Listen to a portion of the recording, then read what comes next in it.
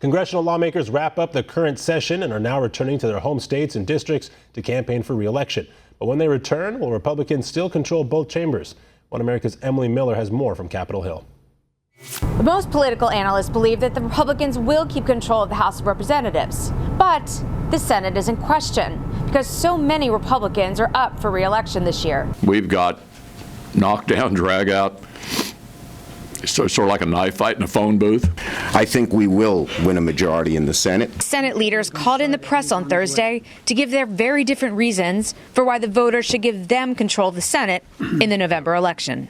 Of all the things you listed, what do you think the voters are going to be most focused on going into November? And also, what do you think your chances are of coming back in a majority? I think if the election were right now, and it's not, they would focus on that debate that took place. 3 words, Koch brother money, which is pouring in.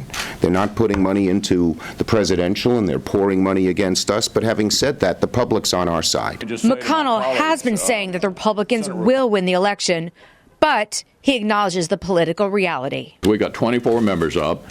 They've only got 10.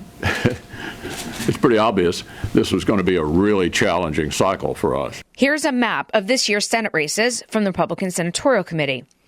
The red states are Republican seats. The striped ones are considered not competitive. But look at the solid red ones. Those are the senators fighting to keep their seats in Republican hands.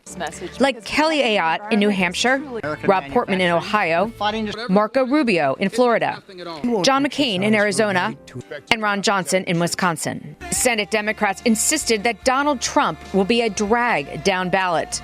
But Republicans said there is zero evidence to prove that. So we've seen all kinds of presidential elections in which the presidential campaign seemed to have no impact on down ballot, and others in which it seemed to have an impact on down ballot.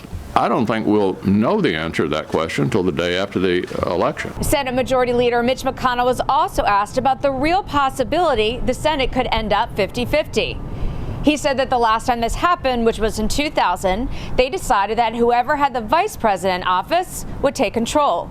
At that time, it was Dick Cheney, and so it benefited the Republicans. Emily Miller, One America News, Washington.